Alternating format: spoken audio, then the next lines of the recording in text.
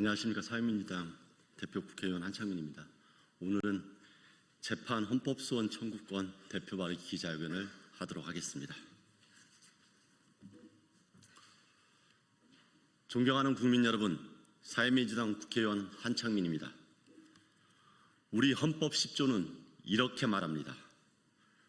모든 국민은 인간으로서의 존엄과 가치를 가지며 행복을 추구할 권리를 가진다. 하지만 오늘날 헌법 10조가 인간의 존엄과 가치, 행복 추구권이 국민의 삶 속에 살아있다고 느끼는 분들은 많지 않습니다. 헌법은 그저 나라를 흔드는 큰 뉴스가 있을 때만 헌법상의 기본권을 확인하게 되기 때문입니다. 생생한 헌법을 느끼지 못하는 가장 큰 이유는 재판 과정에서 헌법을 볼 수 없기 때문입니다. 공권력의 횡포에 국민의 인권이 무너지고 표현의 자유가 명예훼손으로 처벌받고 노동자들이 헌법상 기본권인 노동 3권을 행사하는 것만으로도 형사처벌을 받을 때만 우리는 헌법재판소에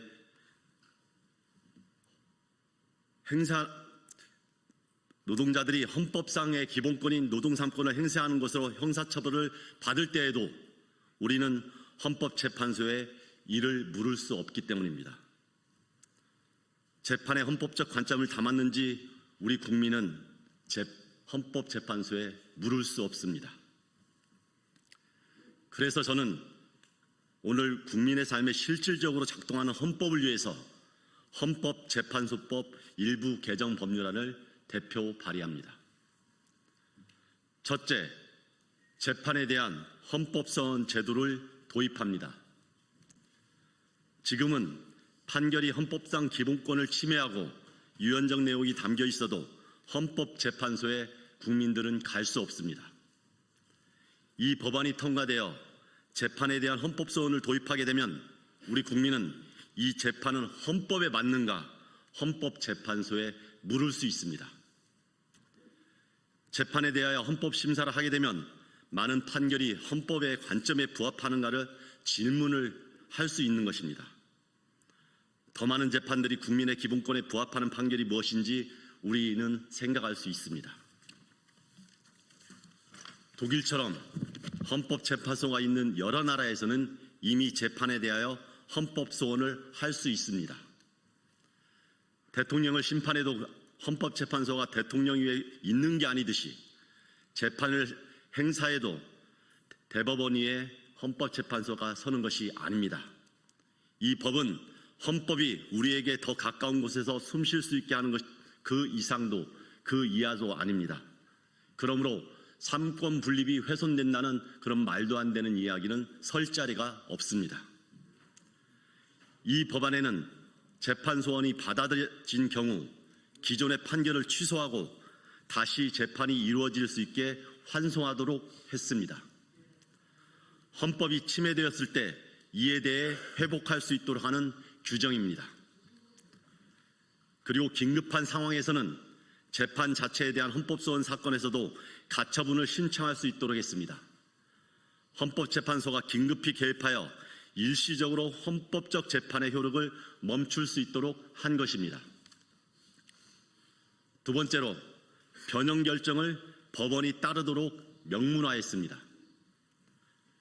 그동안 헌법재판소는 법 자체를 없애지는 않지만 어떤 식으로 해석하면 헌법에 어긋나는지, 어떤 범위를 한정해서 해석하라는 것인지 한정위원을 해왔습니다. 유언인 법이지만 지금 당장 없애면 혼란이 있으니 기간을 정해서 국회에서 법을 바꾸라는 헌법 불합치 결정을 내려왔습니다. 이런 결정을 변형 결정이라고 합니다.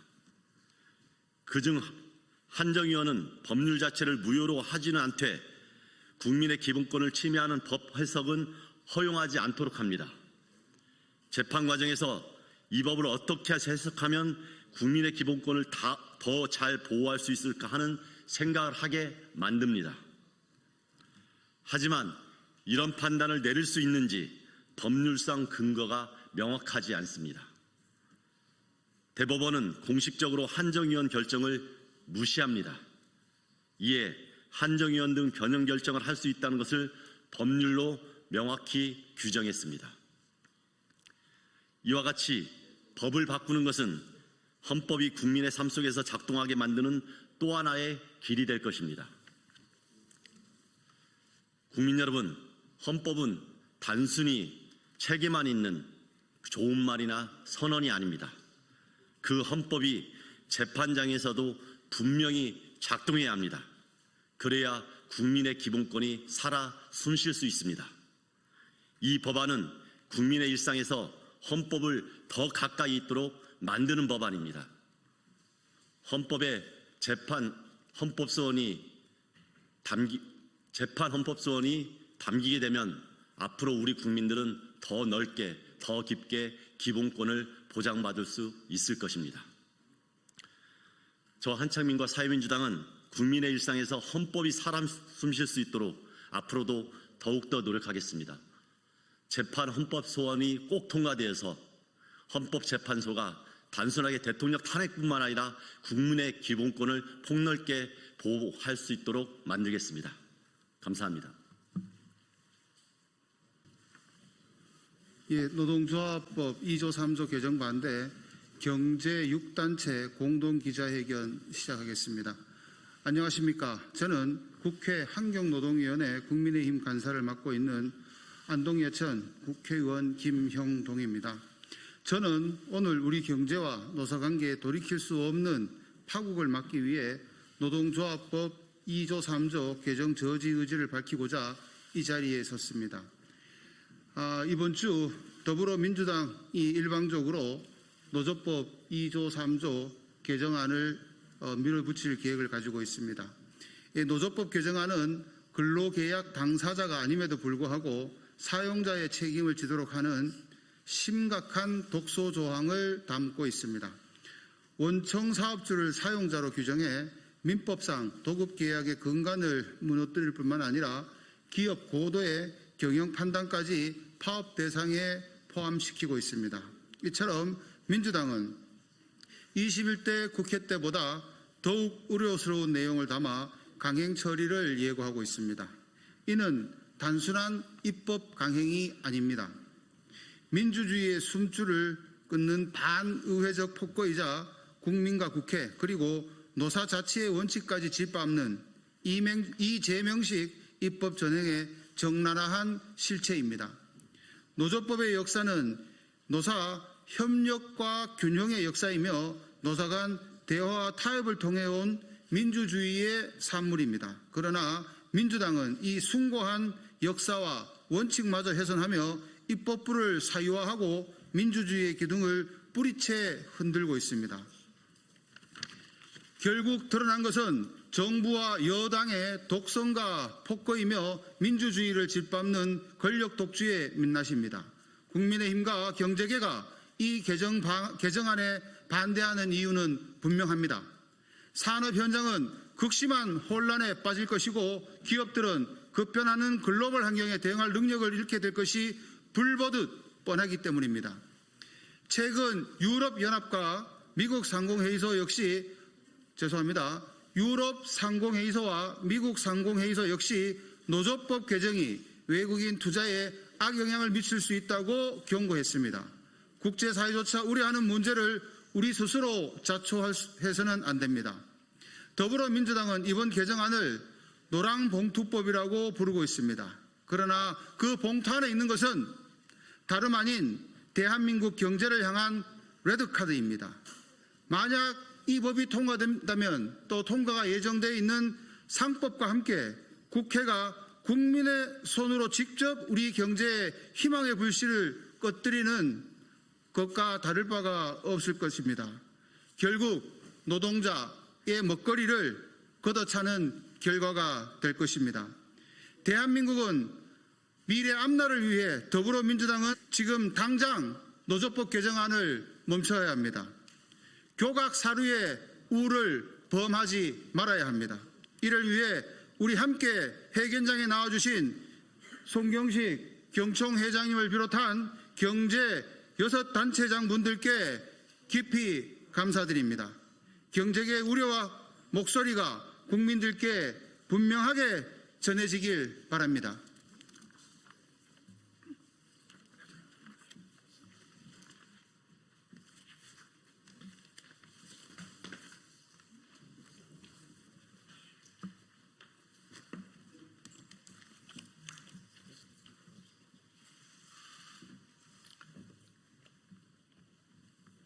경청회장 손경식입니다.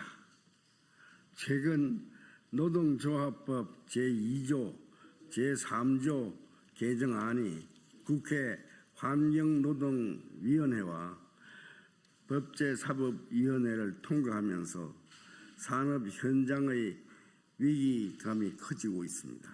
그동안 경제계는 노동조합법 개정은 우리 노사관계에 엄청난 혼란을 가져올 수 있는 중대한 변화인 만큼 사회적 대화를 통한 노사 간의 충분한 협의가 필요함을 수차례 강조해 왔습니다. 또한 경제계는 불법 파업에 대한 손해배상이 근로자들에게 부담이 된다는 노란봉투법의 취지에 따라 손해배상액의 상한액을 시행령에서 별도로 정하고 급여도 압류하지 못하도록 대안을 만들어 국회에 적극적으로 제시했습니다. 그 대신 사용자 범위 확대와 노동쟁의 개념 확대를 내용으로 하는 노동조합법 제2조 개정에 대해서는 우리 제조업의 근간을 흔들 수 있는 만큼 현행법을 유지해 달라고 호소했습니다. 그럼에도 국회에서는 경제계의 제안에 대해 심도 있는 논의 없이 노동계의 요구만 반영하여 법안 처리를 추진하고 있습니다.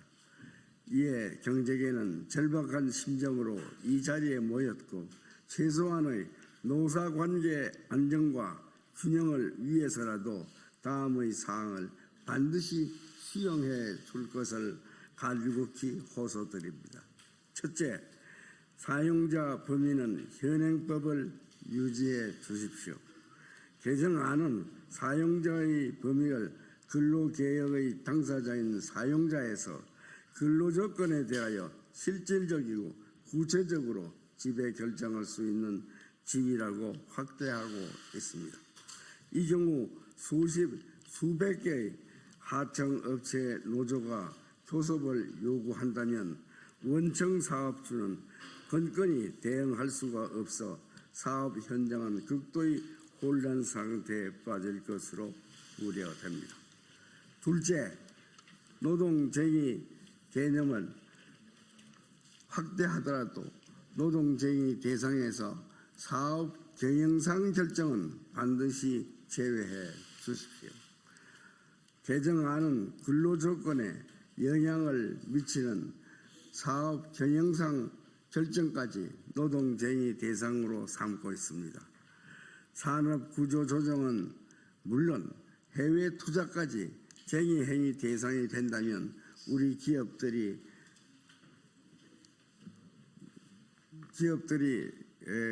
치열한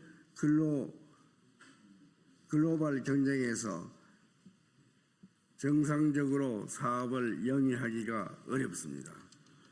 셋째, 법이 개정될 경우에 최소한 1년 이상 시행을 유예해 주십시오.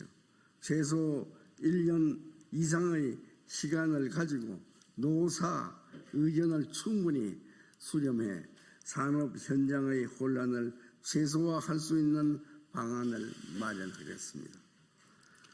노동조합법 개정은 우리 노사 관계에 엄청난 혼란을 가져올 수 있는 중대한 변화입니다.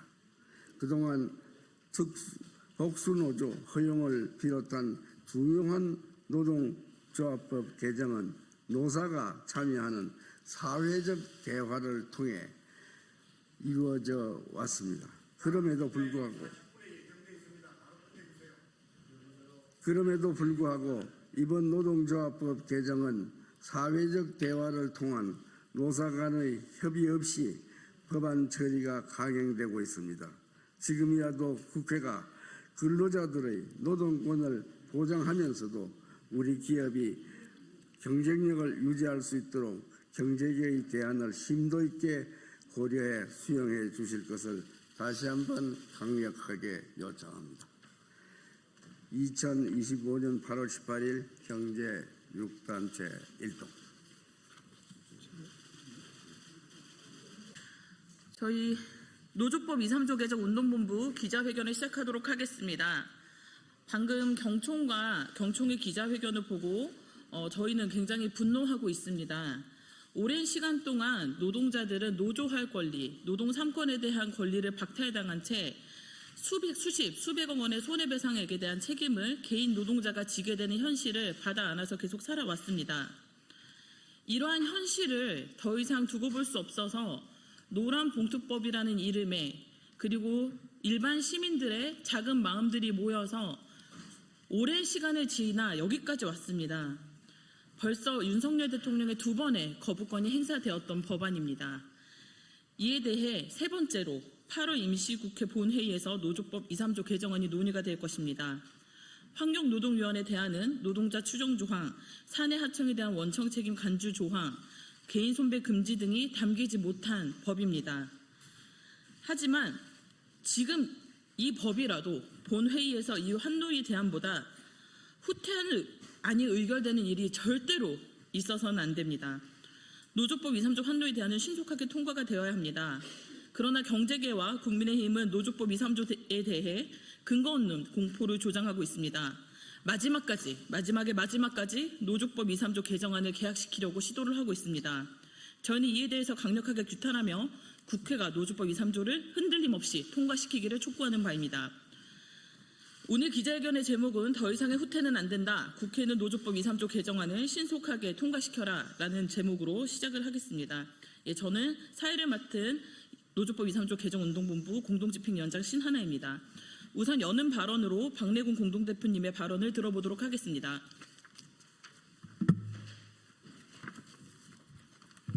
노조법 2, 3조 개정운동본부 공동대표 손잡고 대표 박래군입니다.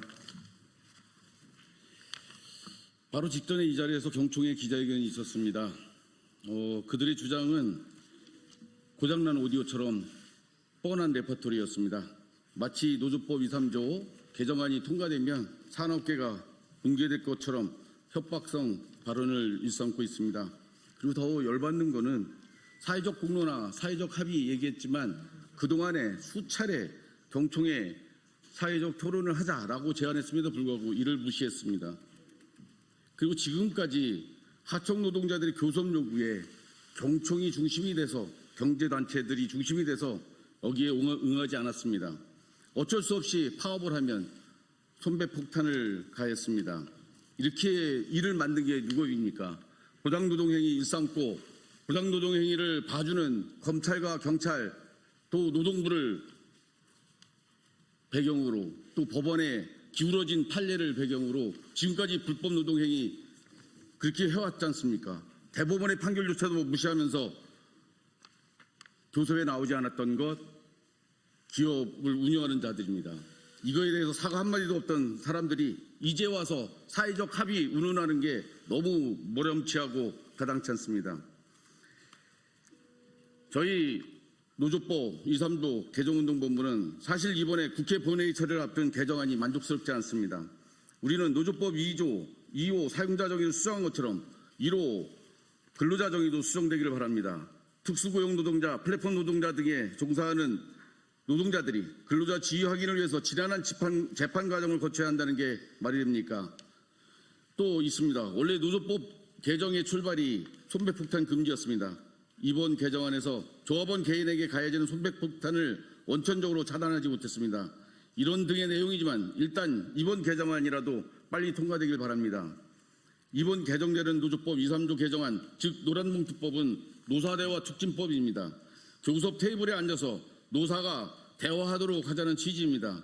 지금까지 노동상권을 무력화했던 노동쟁의 혐의를 너무 좁혀서 불법화했던 그것을 법원 판례에 맞게 수정했고 손해배상의 허들을 더 놓았을 뿐입니다.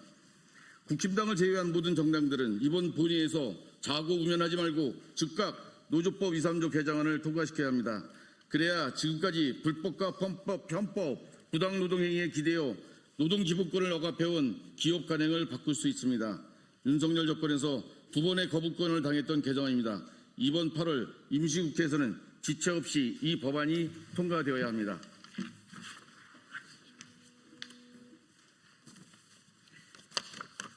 네, 저희 발언자들이 조금 더 있어서 바로 다음 발언 들어보도록 하겠습니다. 진보당 정혜경 의원님 발언을 들어보도록 하겠습니다.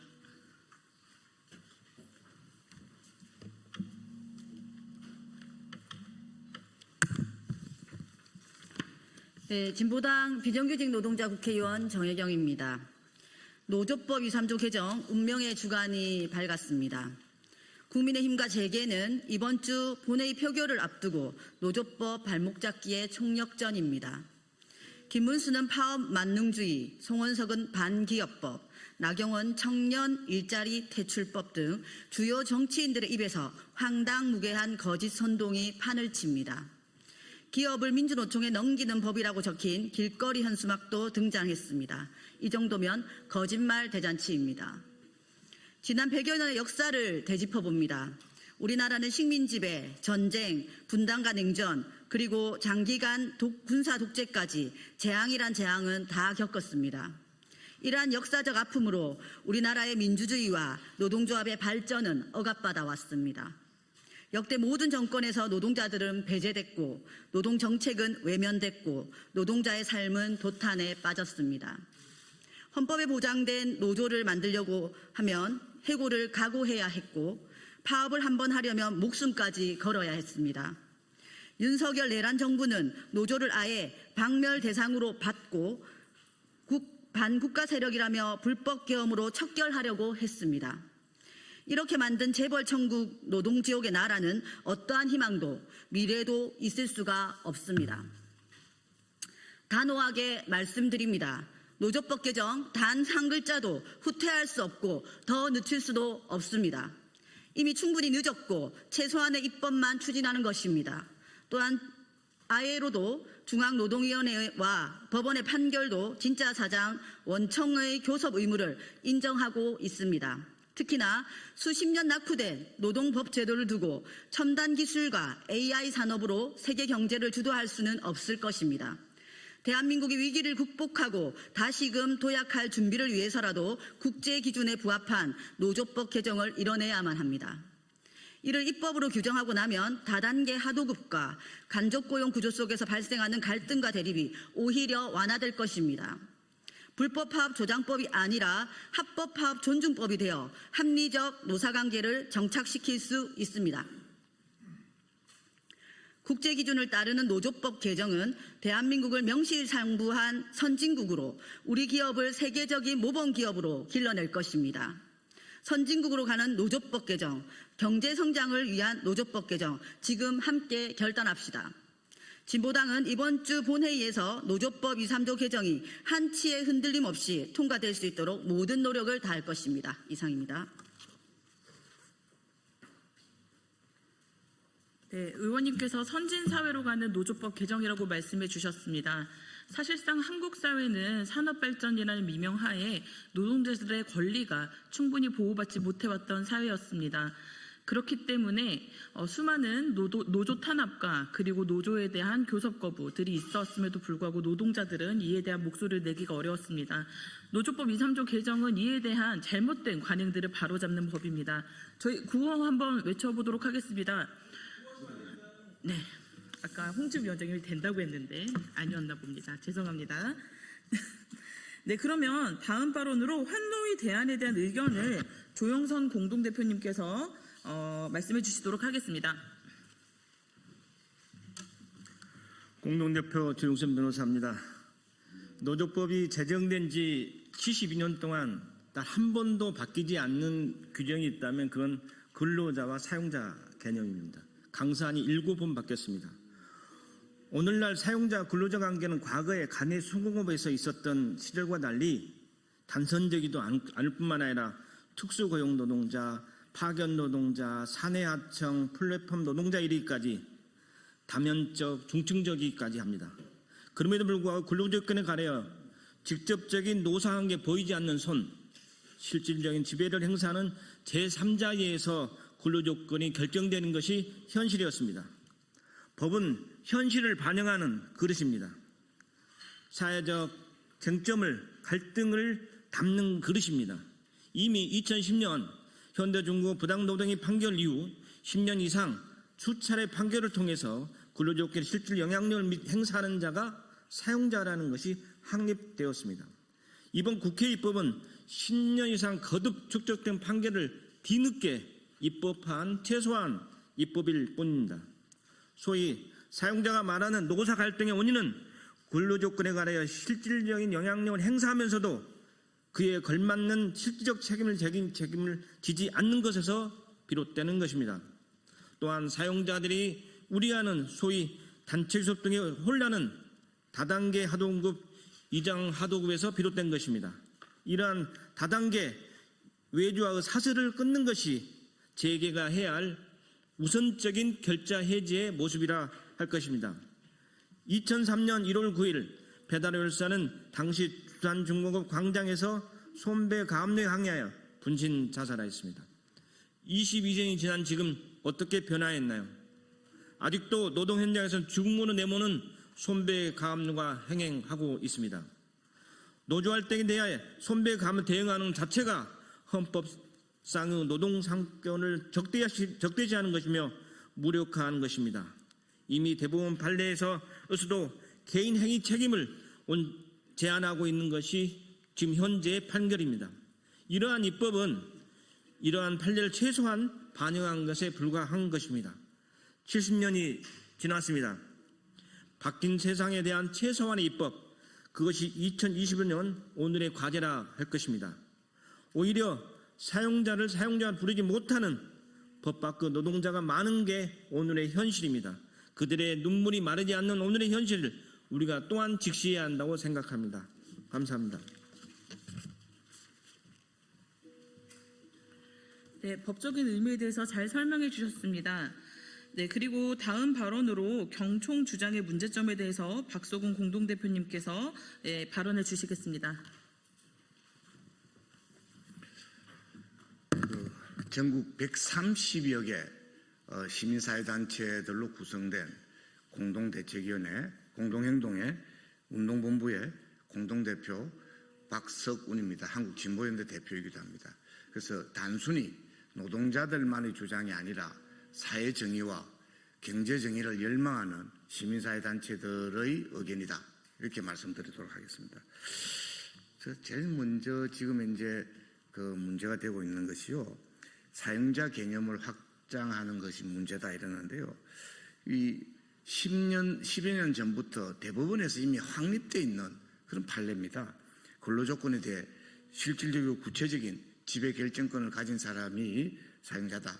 이렇게 되어 있는 것이 이미 현행법으로도 법 바꾸기 전에도 그렇게 되어 있는데 불구하고 노동부 그리고 기업 측에서 계속 이를 대법원에 확립된 판례를 거부하면서 분쟁이 일어나고 있는 겁니다. 그래서 한마디로 사용자 개념의 정상화다. 사실은 뭐 그렇지 않습니까? 왕조 시대에 지주가 있고 마름이 있고 그리고 소작인이 있었지 않습니까? 지금 이제 간접고용, 특수고용 노동자들이 원청회사들이 지주잖아요. 사실상 결정권을 가지는 사람이잖아요. 그리고 하청 기업들은 아무런 사실상의 결정권이 별로 없는 거의 마름, 관리를 하고 있는 당사자에 불과한 겁니다. 그리고 우리 특수고용, 간접고용 노동자들이 소작인 역할을 하고 있는 겁니다. 그럼 권리를 제대로 보장받기 위해서는 마름하고 아무리 싸워봐야 아무런 해결책이 나오지 않습니다. 마름도 우리 힘이 없다. 우리가 결정을 이야기하고 있습니다. 원청하고 단체 교섭을 통해서 실질적으로 문제를 해결하는 게 경제민주주의, 우리 헌법 정신의 기본 아니겠냐 이 생각을 합니다. 두 번째로요. 단체 교섭권을 확장하는 문제에 있어서 바로 맞물려 있는 게 노동쟁의 정의입니다. 노동쟁의 정의를 아까 경총 쪽에서 웃자고 여쭤는데 사실은요. 72년 전에 우리나라 노동법이 제정될 때 노동쟁의 정의가 이래 되어 있었습니다. 근로조건에 대한 이 의견의 불일치 이렇게 명시가 되어 있습니다. 그런데 1996년 12월 26일 새벽에 노동부 안기부 날치할 때 그때 근로조건의 결정이라는 말을 끼워 넣었습니다. 계약된 겁니다. 그러면서 사실은 그 권리분쟁, 이익분쟁 중에 권리분쟁은 안 된다 하면서 다 파업을 불법화하는 그런 악질적인 도구로 사용된 겁니다. 그래서 72년 전에 그 노동법 제정 당시에 이미 명시되어 있던 그 조항으로 원상회복하자는 겁니다. 그걸 갖다 길을 쓰고 반대를 하니까 이번에 그 중에 일부를 명시를 한 것에 불과한 겁니다. 사실상 그 단체교섭 촉진법이다. 단체교섭을 해서 실질적으로 문제 해결을 하기 위해서 그리고 산업 현장의 평화를 유지하기 위해서 이렇게 요구하는 겁니다. 세 번째요. 이른바 손배에 대한 규제, 이른바 손배폭탄 예방법, 손배폭탄 규제법 이렇게 이야기할 수 있습니다. 아니 하청 노동자들이 생존권 보장하라고 한 거에 대해 470억씩이나 470억 받겠다고 하는 거 아닙니다. 헌법에 보장된 단체행동권을 행여화시키기 위한 그런 위협수단에 불과한 그런 권리 남용입니다. 그래서 저희들은 요구하는 것은요, 이 부분을 실제로 하자 이런 겁니다. 그래서 실제로는 이게 정당방위에 해당되는 그런 거다. 그 정당방위에 대해서 기업의 불법 행위에 기인한 손배 청구는 금지시키는 이거는 진작 그렇게 되었어야 되고 이미 그렇게 해석되는 게 맞는 겁니다. 그런데 아니라고 계속 우기니까 막 명시해서 딴소리 못하도록 하자 이런 정도 이야기입니다. 정당방위, 노동자들의 정당방위를 그대로 허용해 주자. 정당방위 허용해 주는 게 맞지 않습니까? 예. 사실은 또 외국의 어쩌고 이야기하고 있습니다. 그런데 국제 기준에 맞는 글로벌 스탠다드에 맞는 그런 법으로 가자 이렇게 하자는 겁니다. 그 사실은 ILO 결사의 자유위원회에서는 한국노동법 고쳐라고 수차례 걸쳐서 권고했고요.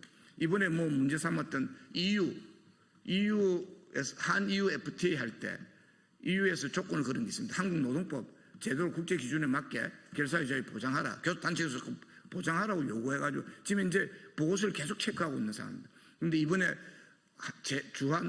제한 EU 상공회의소자고 하는데 그 부분은 한국 상공회의소에서 요청해가지고 말하자면 사주된 그런 가짜뉴스에 속하는 그런 정도의 이야기 아니냐 생각합니다. 예. 마지막으로요. 현재 노동상권, 단체교섭권과 단체행동권은 그 헌법에 보장된 명시된 그런 법입니다. 이른바 경영권이라는 것은 헌법에 명시되어 있지도 않습니다. 실정법상 전혀 파생적 권리에 불과한 그런 겁니다. 예. 그런 점들에 대해서 경영권을 이유로 노동상권을 부정하는 것은 잘못된 일이다. 이상입니다. 네, 저희 그 다음 기자회견문 낭독은 자료로 대체하도록 하겠습니다. 아까 그 경총에서 여기 보니까 그 기업이 전부 다 이제 국내를 떠날 것이다라고 말씀을 하셨는데 되묻고 싶습니다. 과연 떠나간 그곳에는 노동법이 없는지. 우리 개정된 노조법 2, 3조 내용을 한번 찬찬히 보시면 너무나 상식적이고 그리고 또 수없는 판례로 판례로 구축되어 있는 것입니다. 근데 이에 대해서 거부하는 것은 사실 법으로 딱 정해져 있지 않으면 소송으로 갔을 때 7년, 8년, 10년 계속되는 소송을 기업은 버틸 힘이 있고 노동자들은 버틸 힘이 없기 때문에 경총은 그런 주장을 한다고 저희는 생각하고 있습니다. 저희가 이번에 내놓은 이번에 환보위 전체 회의를 통과한 노조법 2, 3조 개정안도 굉장히 부족한 부분이 많습니다. 한 발자국의 투태도 용납할 수 없습니다. 노조법 2, 3조 개정안은 즉각 통과되어야 할 것입니다. 그럼 여기까지 저희 기자회견 진행하도록 하겠습니다. 감사합니다. 네, 지금부터 공공부문 비정규직 노동차별 해소와 26년 처우 개선 예산 확보를 촉구하는 국회 기자회견을 진행하도록 하겠습니다. 오늘 국회 기자회견은 진보당 전정덕 국회의원, 사회민주당 한창민 국회의원, 조국혁신당 김재원 국회의원 그리고 민주노총 공공연대 노동조합이 공동으로 주최 진행합니다. 발언 순서는 두 분 국회의원 님 발언과 공공연대 노조 위원장 그리고 현장 발언 기자회견문 낭독으로 진행하도록 하겠습니다. 먼저 모두 발언으로 전정덕 국회의원과 한창민 국회의원의 발언부터 진행하도록 하겠습니다.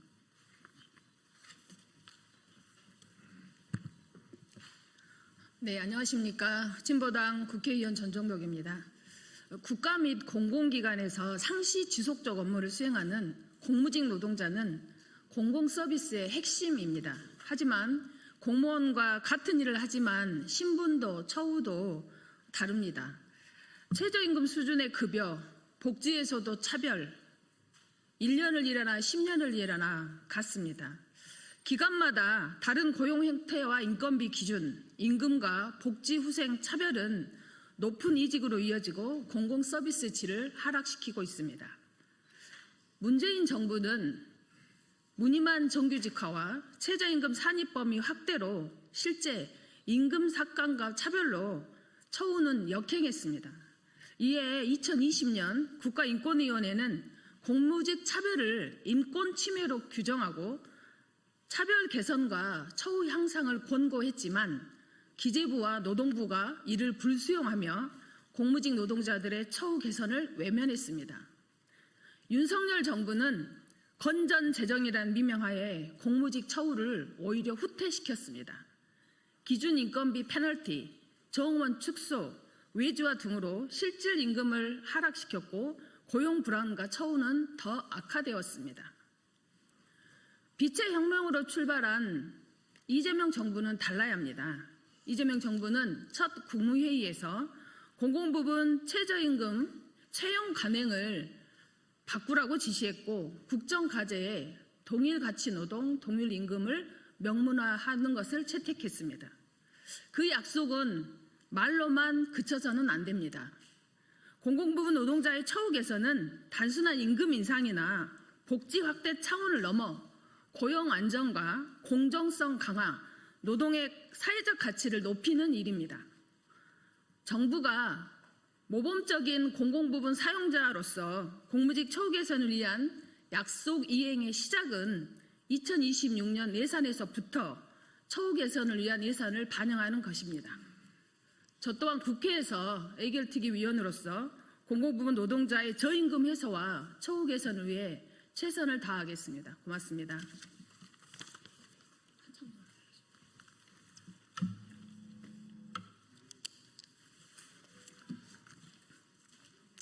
안녕하십니까. 사회민주당 대표 국회의원 한창민입니다. 우리나라의 국가기관과 지방자치단체 그리고 수많은 공공기관에서 공무직 노동자들의 매일같이 시민들을 만나고 있습니다. 공무직 노동자들은 돌봄노동, 노인 일자리, 생활 폐기물 수집, 생활체육 그리고 특수경비에 이르기까지 우리의 일상과 안전을 위해서 공무원들과 다름없이 땀 흘려 일하고 있습니다. 그럼에도 불구하고 이분들의 노동적 조건은 너무나도 열악한 수준에 머물고 있습니다. 수많은 공무직 노동자들이 정규직 고용이 되지 않고 있으며 공무원 가족수당에서 제외되거나 최저임금을 최고임금처럼 받는 등 일터에서 벌어지는 여러 가지 불합리한 처우에 고통받고 있는 현실인 것입니다. 우리나라의 공공부문은 사실상 신분제로 운영되고 있다고 해도 과언이 아닐 정도입니다. 이 신분제는 예산 편성권을 가지고 인건비를 제한해온 기획재정부의 일차적 책임이 있습니다. 하지만 거기에 머물러 있지는 않습니다. 불합리한 관행과 제도를 방치한 모 회사와 자회사의 책임도 결코 가볍지 않습니다. 기획재정부와 공공기관 관리체계의 개혁을 천명한 이재명 대통령과 정부에서 공공노동 현장의 차별과 불평등을 철폐하는 일에도 이제 적극적으로 나서주셔야 합니다. 8월 11일부터 이어지고 있는 공공연대 노동조합의 공무직 노동자 처우 개선 투쟁에도 우리 국민 여러분과 동료 의원들께서 관심과 지지 함께해 주시길 간곡하게 부탁드립니다.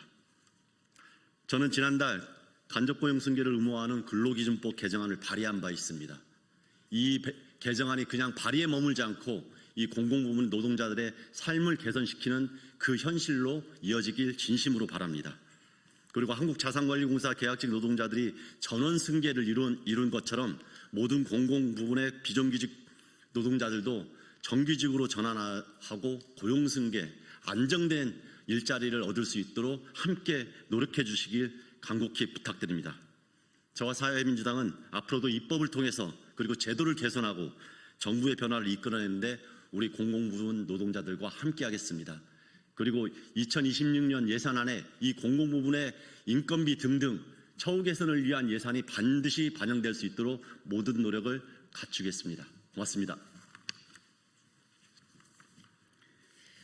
네, 저는 공공연대 노동조합 위원장 이영훈입니다. 좀 전에 우리 의원님들께서 말씀해 주셨다시피 이재명 대통령은 국무회의에서 정부와 공공부문에서 최저임금으로만 채용하는 관행을 재검토하라고 이야기하셨습니다.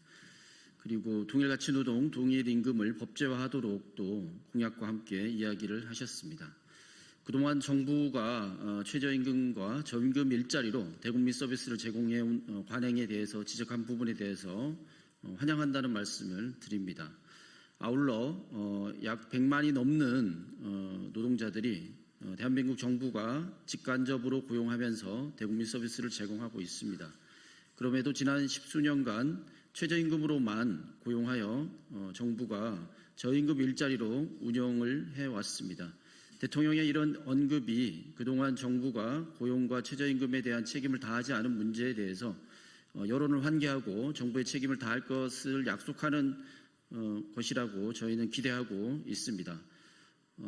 각 부처에서 근무하는 공무직 노동자, 또 지자체, 또 민간 위탁 기관에서 사회복지, 돌봄 분야에 종사하는 많은 노동자들이 이 임금에 연관되어 있습니다. 공무원 보수가 아마 정부 차원에서 이번 주에 결정되지 않을까 싶습니다. 대다수의 공공부문의 노동자들은 이 공무원 보수에 연동되어서 임금이 결정되게 됩니다. 약 200만 명에 달하는 공공부문의 노동자들이 최저임금 정도 수준의 임금 인상에 그칠까 우려하고 있습니다.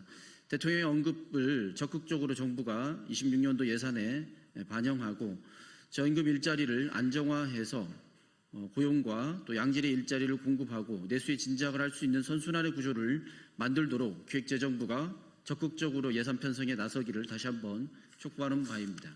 고맙습니다.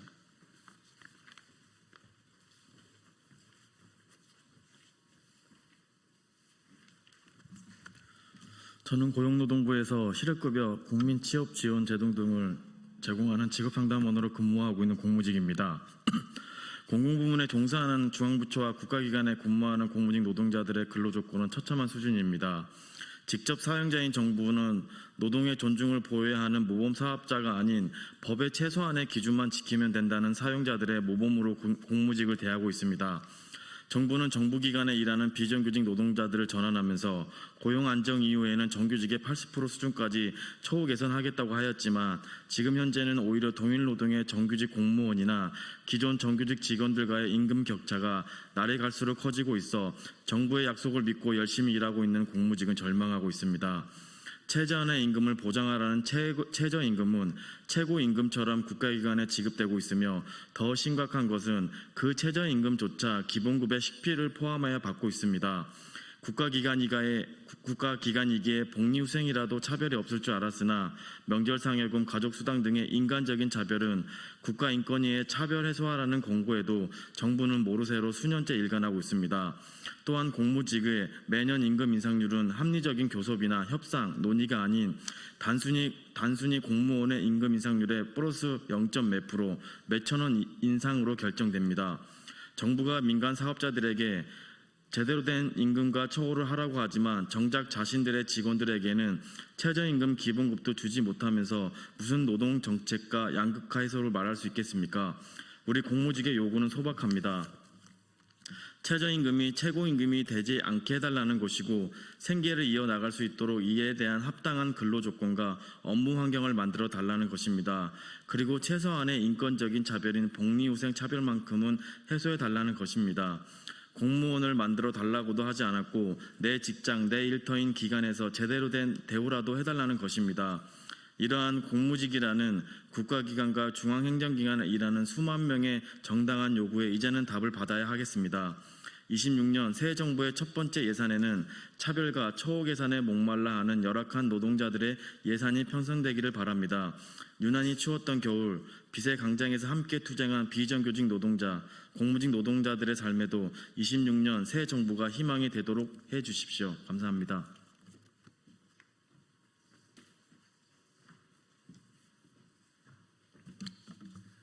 예, 기자회견문 낭독하겠습니다.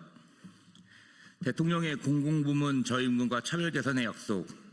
정부는 2026년 예산에 반영하라. 공공부문 저임금과 차별 개선의 약속을 준수하라. 이재명 대통령은 국무회의에서 공공부문 일자리에 대해 최저임금 채용 관행을 바꿀 것을 지시하였고 동일가치 노동, 동일임금을 공약으로 약속한 바 있다. 지난 수년 동안 국가기관 공무직과 돌봄 노동자, 노인 일자리 담당자와 같은 사회서비스 직종들은 최저임금이 곧 최고임금인 상태를 지속해왔고 그 결과 공적 역할의 저하, 잦은 퇴직 등 여러 문제들이 발생해왔다. 뿐만 아니라 지자체 공무직은 기준인건비 페널티 제도로 인한 교섭력 저하, 도로교통공단을 포함한 자회사 노동자들이 복지 3종 세트로 제대로 지급받지 못하는 현실, 인권이 공고해도 바뀌지 않는 국가기관 공무직의 복리후생차별, 생활체육 지도자의 사무국과의 임금차별 등 윤석열의 건전재정 정책으로 공공부문 비정규직들은 차별과 불이익을 감수해야만 했다. 게다가 생활 폐기물 수집 운반 노동자들의 열악한 안전 실태, 여전히 정규지화되지 않은 발전소의 경상 정비 노동자 등 개선해야 될 과제도 한두 가지가 아니다.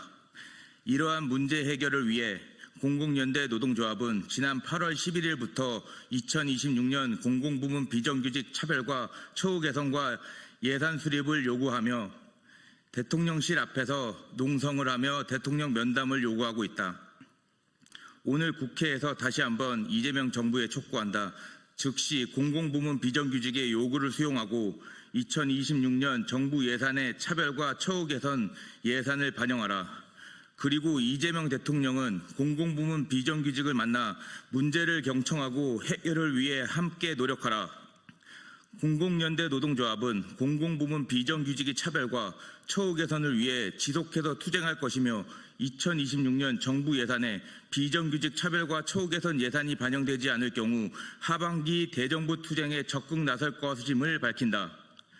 우리의 요구 하나, 이재명 대통령은 공공부문 비정규직 차별과 처우 개선 면담 요구에 즉시 응하고 26년 정부 예산에 반영하라. 하나, 국가기관 공무직의 기본급을 최저임금 이상으로 증액하고 명절 상여금, 가족수당, 식비 16만 원 등 차별을 개선하라. 하나, 지자체 기준인건비 페널티 제도 폐지하고 조직관리 지침의 민영화 등 삭제하라. 그리고 공무직 법제화 실현하라. 하나, 자회사 노동자의 복지 3종 세트 예산 모회사 설계에 포함하고 경영평가 기준 산양하라. 하나, 아이 돌보미, 생활지원사 등 돌봄 노동자 기본급을 최저임금 이상으로 증액하고 근속수당, 통신비, 교통실비 등 정부가 책임져라. 하나, 생활폐기물 수집 운반 노동자 3인 1조, 주간근무 강제화하고 생활체육 지도자의 사무국과의 차별을 개선하라. 하나, 노인 일자리 담당자와 같은 사회서비스 직종에게 사회복지사 인건비 가이드라인 전면 적용하라. 하나, 국민의 생명과 안전을 지키는 특수경비 노동자 처우를 개선하고 경비업법 개정안 즉각 의결하라. 하나, 미전환된 발전소 경상 정비 등 공공부문 비정규직 전면 실태조사 진행하고 정규직화 즉시 집행하라. 2025년 8월 18일 전정도 진보당 국회의원, 한창민 사회민주당 국회의원, 김재원 조국혁신당 국회의원, 민주일반연맹 공공연대조합 일독. 네, 기자 마무리하겠습니다. 고맙습니다.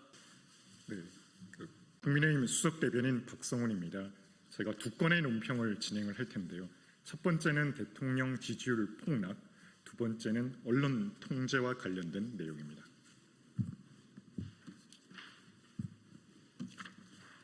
대통령 지지율 폭락, 진짜 국민들의 성난 민심을 외면하지 말고 직시하십시오.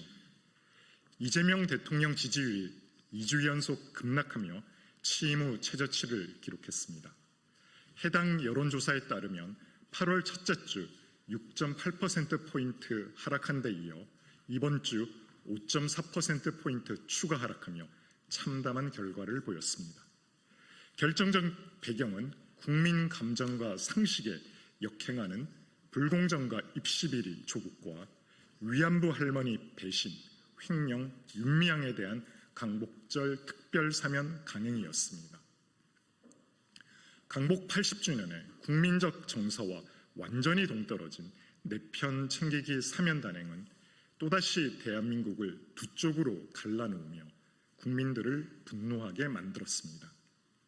특히 대한민국 청년들의 박탈감과 분노를 조장한 장군임에도 불구하고 현 정부 출범에 혁혁한 공을 세웠다는 이유로 이재명 대통령으로부터 사면 복권 선물을 받은 조국은 대국민 사과와 반성은커녕 사법부에 대한 강한 비판을 쏟아냈습니다.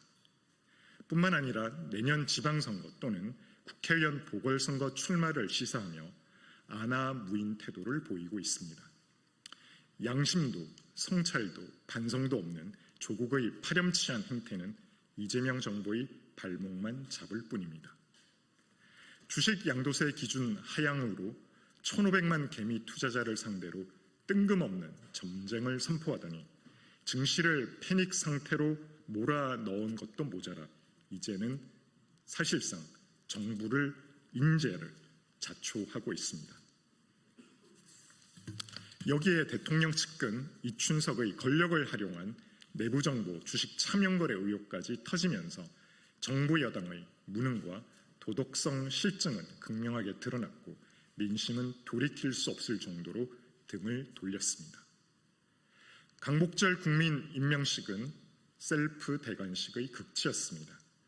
국민 혈세를 탕진하며 벌인 흥청망청 자화자찬 한판쇼는 오히려 국민을 편가르고 민심을 쪼개는 결과만 나왔습니다.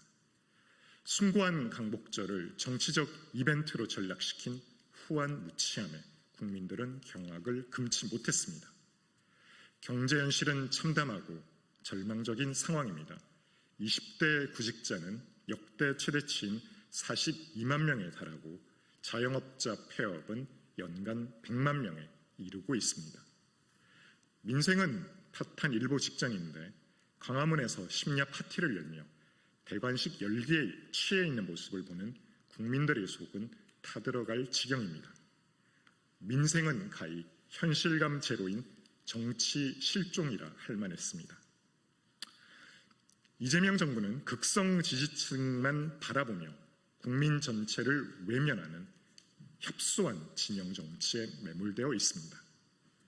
민주당 강성 지지층 중 중심의 정책이 중도층 이탈을 초래했다는 분석에 어느 누구 하나 제대로 된 대꾸조차 내놓지 못하고 있습니다.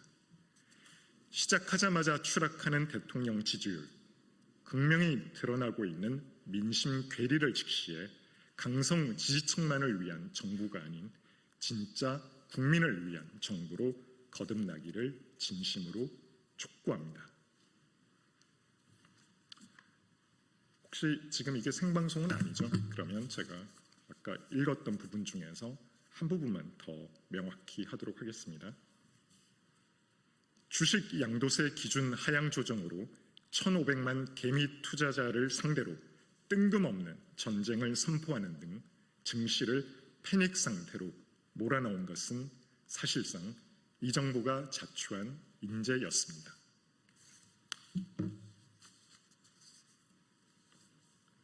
다음은 방송장악, 언론 통제에 대한 논평입니다.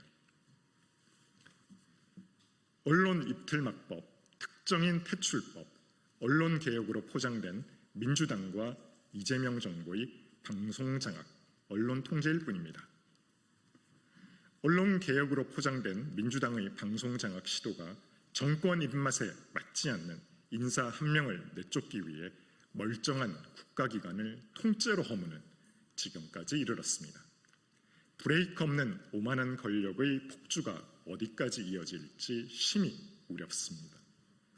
민주당은 지난 정부에서 임명된 이진숙 방통위원장을 쫓아내기 위해 방통위 폐지법을 발의했습니다.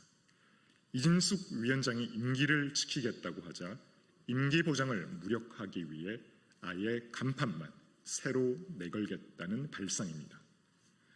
민주당 정청래 대표는 방송 3법을 두고 기득권에 대한 포기 선언이라고 주장하지만 정작 민주당이 이달 초 통과시킨 방송법 개정안은 KBS를 영구 민주당 방송으로 만들려는 것이었습니다.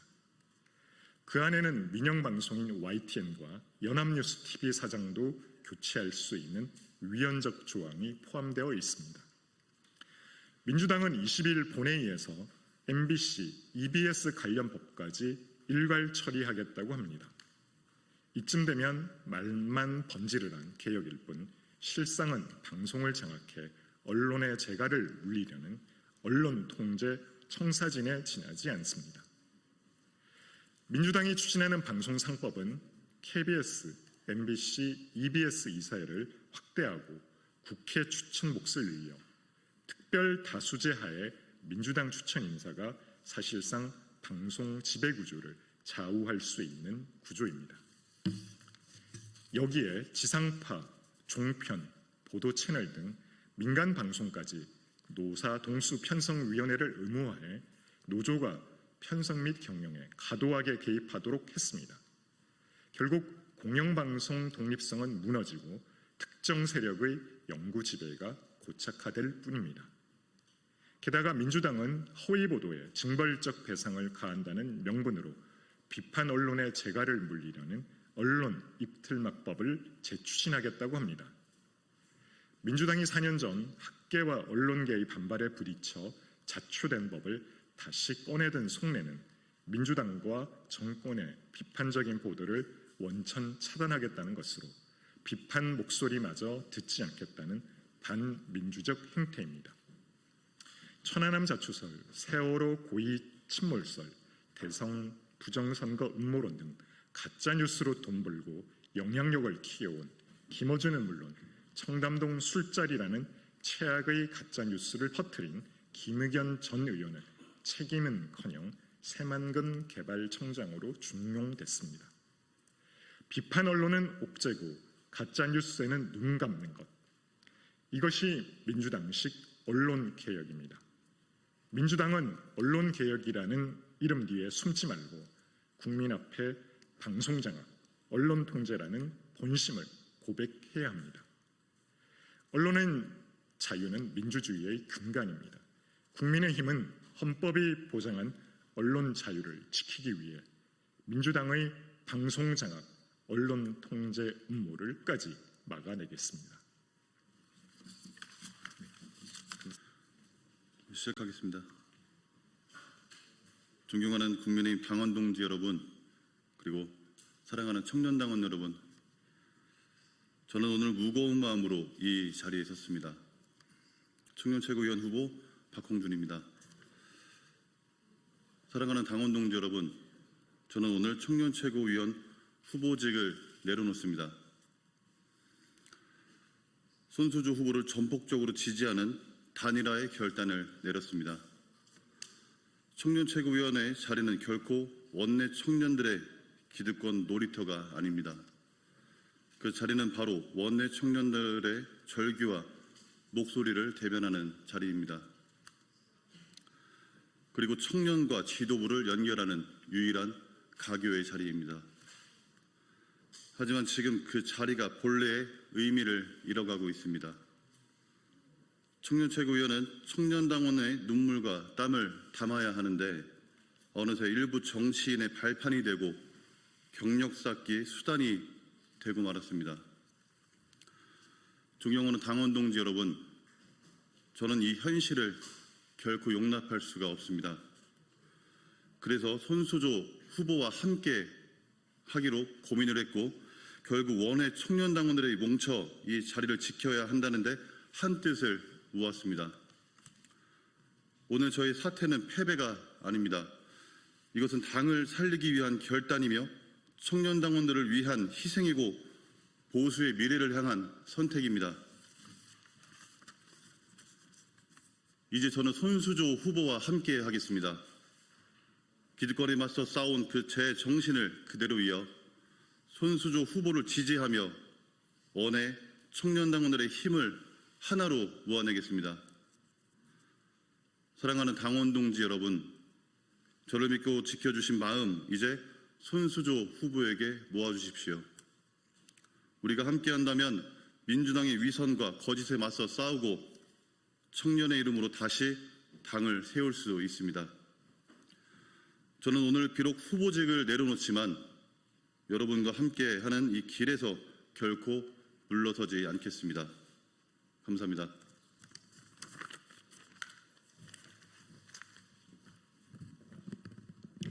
존경하는 국민의힘 당원 동지 여러분, 그리고 사랑하는 청년 당원 여러분, 오늘 저는 박홍준 후보와 하나의 길을 걷기로 했습니다. 그 길은 자유 대한민국을 지키는 일, 그리고 국민의 힘을 지키는 길, 그리고 청년 당원을 세우는 길입니다. 저는 지난 세월 전국을 누비며 청년들과 함께 뛰었습니다. 정치는 스튜디오의 언어가 아니라 거리의 온도, 가정의 무게, 일터의 땀으로 말해야 한다고 생각합니다. 그 오랜 신념을 토대로 박홍준 후보와의 동행을 선언합니다. 우리는 수년간 이 당의 청년 인재들과 소통하고 함께 땀 흘리며 10여 년을 지내온 동지입니다. 지금 갑자기 나타나 당에서 청년팔이하며 지분을 챙기려는 후보와 다릅니다. 부끄러운 줄 아십시오. 혁신의 탈을 쓰고 분란을 일삼고 헤이트 스피치로 혐오 정치를 조장해 그 반사 이익을 얻고 이준석이 망쳐놓은 청년 정치의 표본이 바로 그것입니다. 정치 쉽게 할 생각하지 마십시오. 직접 고개 숙이고 현장에서 청년들 만나고 생활전선에서 그 고됨 알아주고 당에서 산전수전 겪으며 몸으로 느끼십시오. 저는 박홍준 그리고 우리 국민의힘의 동지들과 함께 인기를 얻기보다 울음을 닦아주겠습니다. 박수 한 번 받기보다는 결과를 얻어내는 정치, 두려움보다는 희망을 택하는 정치를 하겠습니다. 박홍준, 손수조는 원외 청년 정치 10년 내공으로 함께 힘을 합쳐 모든 정치적 역량을 당의 혁신을 위해 쏟을 것입니다. 다시 한번 큰 결단을 내려주고 희생과 헌신을 통해 통합을 몸소 실천해 주신 박홍준 후보에게 무한한 존경을 표하며 반드시 이번 선거에서 압승하여 제대로 된 보수 우파의 가치를 함께 드높이겠습니다. 대단히 감사합니다.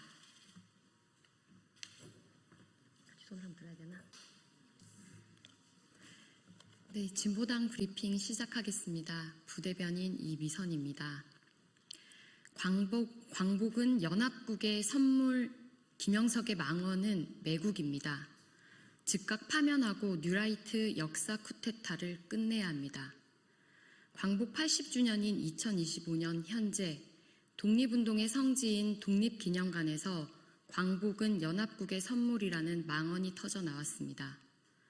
김영석 독립기념관장의 발언은 독립운동가들의 숭고한 희생을 모욕하고 민족의 해방 역사를 정면으로 부정한 반역 행위입니다. 심지어 국민 세금으로 운영되는 기관의 수장이 항일 투쟁을 폄훼했다는 점에서 그 책임은 결코 가볍지 않습니다. 김영석은 임명 당시부터 뉴라이트 역사관의 대표 인물로서 심각한 우려를 불러온 인물이었습니다. 그는 임시정부의 정통성을 부정하고 한반도 식민 지배를 합법이라 주장하며 역사 왜곡을 지속해온 상습범입니다. 이번 발언 또한 실수가 아니라 뉴라이트 세력의 집요한 역사 쿠데타의 연장선입니다. 국가보훈부가 해당 망언을 공식 자료로 배포하며 정부 차원의 방조와 동조까지 드러낸 것도 실로 충격적입니다. 이번 사태는 한 가지 사실을 분명히 보여줍니다. 정권이 바뀌었다고 해서 친일 반역 세력의 잔재가 저절로 사라지지 않는다는 것입니다. 이재명 정부는 지금 당장 결단해야 합니다. 김영석을 즉각 파면하고 뉴라이트 인사들을 모든 공직에서 퇴출시키십시오. 김영석의 망언에 대해 철저한 감사와 수사를 실시하고 더 이상 국민의 혈세로 역사 왜곡을 뒷받침하게 두어서는 안 됩니다. 다시 한번 분명히 밝힙니다. 독립은 연합국의 선물이 아닙니다. 그것은 피로 쟁취한 민중의 승리입니다. 친일을 미화하고 독립운동을 폄훼하는 뉴라이트 역사관을 국민의 이름으로 뿌리 뽑아야 합니다. 이제는 뉴라이트 척결을 통해 역사의 정의를 바로 세울 때입니다. 두 번째 브리핑 드리겠습니다.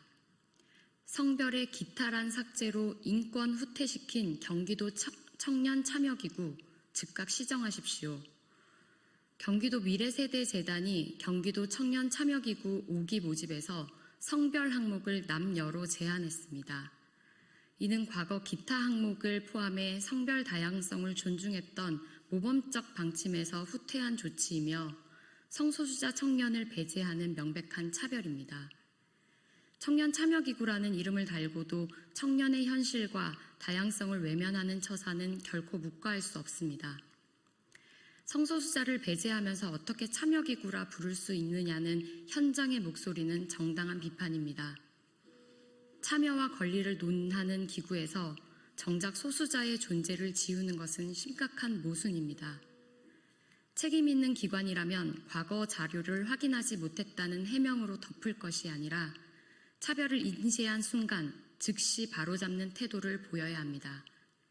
경기도 미래세대재단은 성소수자를 포함할 수 있는 성별 항목을 즉각 복원하십시오. 또한 다시는 이러한 퇴행적 조치가 반복되지 않도록 분명히 약속해야 합니다. 청년 참여기구는 소수자를 배제하는 방식이 아니라 모든 청년의 권리를 온전히 보장하는 안전한 공간이어야 합니다. 이상 브리핑 마치겠습니다. 고맙습니다. 안녕하십니까. 국회의 산불특위위원 조국혁신당 국회의원 차기곤입니다. 제 옆에 계신 분은 산사태 전문가이신 이수곤 교수님입니다. 오늘은 산사태 전문가이신 서울시립대 토목공학과 이수곤 교수님과 함께 산사태로부터 안전한 대한민국을 위한 긴급 제안을 드리고자 기자회견을 하게 되었습니다. 제가 기자회견문을 낭독하고 그 후에 이수곤 교수님께서 준비하신 현장 사진에 대한 설명을 하시도록 하겠습니다. 지난 7월 19일 집중호우로 인해 경남 산청읍 수해 인명피해자 14명 중 11명이 산사태로 사망했습니다. 또한 경기도 가평군 수해 인명피해자 7명 중 5명이 산사태로 사망하셨습니다. 수해로 인한 총 인명피해 21명 중 산사태로 인한 사망자가 76%, 4분의 3인 16명일 정도로 인명피해가 큽니다. 대부분 토사가 흘러내리는 산사태이므로 이 산사태 관리 문제 및 개선 대책에 대해서 말씀드리겠습니다. 산림보호법에 따라 산사태 취약지역으로 지정되면 사방사업과 연 2회 이상 안전점검이 이루어지지만 이번에 인명피해가 난 대다수 지역은 산사태 취약지역으로 지정되어 있지 않았습니다. 그런데 이런 일은 이번이 처음이 아닙니다. 지난 2023년 경북 예천 수해 인명피해자 17명 중 13명, 역시 76%가 산사태로 사망한 경우에서도 대부분 산사태 취약지구로 지정되어 있지 않았습니다. 기후변화로 앞으로도 폭우로 인한 산사태 가능성이 높습니다. 전국적인 산사태 피해 예측 조사와 산사태 취약지역 기준의 재설정이 시급합니다. 이수곤 교수님의 연구조사에 의하면 인명피해가 발생한 산사태의 대다수는 벌목, 개간, 태양광, 임도 등 사람이 손을 댄 곳에서 발생했다고 합니다. 따라서 토양 안정성 훼손 여부가 산사태 취약지역 지정평가 요소에 반드시 반영되어야 합니다. 산사태 원인 조사도 총리실 등에서 주도해야 합니다. 옆에 계신 이수곤 교수님이 총괄 연구 책임자로 수행한 2009년 행정안전부의 사면재해 예측 및 대응기술 개발 연구에 따르면 전국적으로 약 100만 곳의 실태 파악이 필요합니다. 그런데 산 상부, 즉 위쪽은 산림청, 중간부 쪽의 도로는 국토교통부, 산지에 설치된 태양광은 산업자원부, 하부 쪽 산아래 주택은 지자체와 행정안전부로 관리 조치가 나뉘어져 있어 피해 예측과 예방 대책의 실효성이 떨어지고 있습니다. 따라서 행안부, 지자체, 산림당국 등이 공동 참여하여 국무총리실 산하의 전담기구를 두고 상간지역 주민들의 자발적 참여 및 제보를 적극 활용하여 종합적, 입체적으로 대응할 필요가 있습니다. 그런데 문제는 시간입니다. 폭우와 산사태는 우리의 준비 정도를 기다려주지 않기 때문입니다. 이에 당장 산사태로부터 인명피해를 최소화할 수 있는 필요한 안전조치를 긴급히 제안하고자 합니다. 이수건 교수님의 연구에 의하면 2011년 7월 우면산 산사태 발생 시 그 하부의 아래쪽에 위치한 아파트 쪽 엘리베이터 승강장 콘크리트 구조물이 보호벽 역할을 했습니다. 또한 2017년 7월 2급 국가보안시설인 충남 천안의 전력거래소가 산사태로 매몰되는 피해를 입었는데 이때에도 전력거래소의 환풍기 철근 콘크리트 구조물이 보호벽 역할을 하여 피해를 줄일 수 있었습니다. 저는 며칠 전 이번 산사태가 발생한 산청에 다녀왔습니다. 산청 현장에서 이수건 교수님의 연구 내용이 옳다는 것을 확인할 수 있었습니다. 마을 이장님 댁 위에 있는 나무 세 그루가 산사태로 썰려 내려오던 토사물을 막는 보호벽 역할을 하였던 것입니다. 이장님 역시 나무 세 그루가 자신과 자신의 집을 살렸다고 하셨습니다. 이 사례와 같이 산사태 피해를 막기 위해서는 사방댐 같은 큰 구조물만이 필요한 것이 아닙니다.